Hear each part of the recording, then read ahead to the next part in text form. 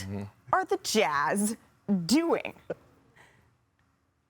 What Danny Ainge do best, right? And when you look at Danny Ainge is a guy that loves to build the team through the draft. He loved draft picks. We know how he finessed the Philadelphia 76ers and got Jason Tatum and got a pick back. We saw him draft, Jaylen Brown. We saw him draft, Marcus Smart. All those guys came through the draft. When you look at that Celtic roster, when I looking at Danny Ainge, I thought this was the last opportunity for the Utah Jazz to prove something, not only to him, but to the ownership group. When you talk about Donovan Mitchell and Rudy Gobert, right? Think about this. Rudy Gobert is a 3-time Defensive Player of the Year. Rudy Gobert is a future Hall of Famer in my eyes. He's going to be in the Hall of Fame one day. Still have a lot of prime left. And you trade him, one of the franchise centerpieces.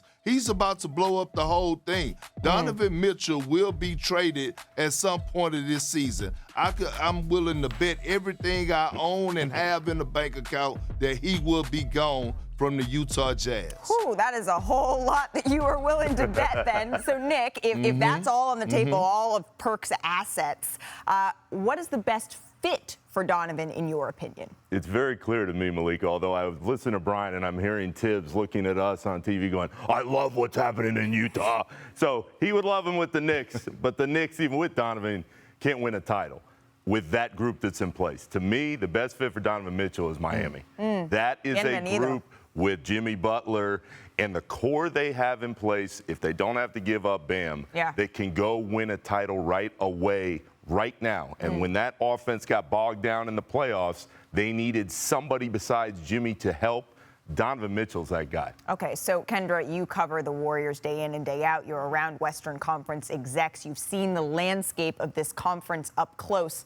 How would you describe, or are folks describing to you, the Jazz's offseason thus far? I mean, is it too simple to just say an overhaul, right? The Jazz are a team that have made it to the playoffs season and season again, right? But they have not been able to get over that hump. They look around and they see these teams, not just in the Western Conference, but Eastern as well, they're getting better, right? Golden State, they reemerged as champions.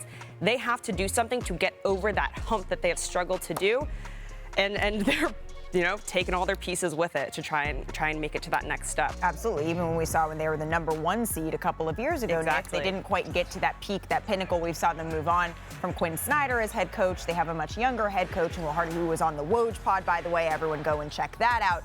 How would you sum up their offseason here? They're ready to hit the button. You know the R word when you see it, and this is a rebuild that's coming right now. You don't make the moves that they've already started to make, and you don't make it known that Donovan's available when you've had that core in place for so long. It's only a matter of time. It's time to hit the button, and if Danny Ainge gets back exactly what he wants, it's coming. Perk, have you got to thinking, I know that's always dangerous, about what you would describe this offseason as for them? You know what? I mean, it's right. How about that? It's right. That's because think about how many times that the Utah Jazz has failed us, right? They have been so dominant in the regular season. Over the past 4 or 5 seasons, either the best record in the NBA, second best record in the NBA, been at the top of the Western Conference. And what happened? Early exit. Never got to the conference finals. Never even sniffed the finals. So when you look at it, it's time, right? It's only right to blow it up because you wasn't going to get anywhere with Rudy, although he's a hell of a player. He's not a second option guy. He's not a third option guy. He's an all-star again. He's a Hall of Famer, but he's a guy that plays like a Ben Wallace role for the Detroit Pistons. You look at Donovan Mitchell. Donovan Mitchell is not a first option guy that's going to get you or win you a championship or even take you to the promised land.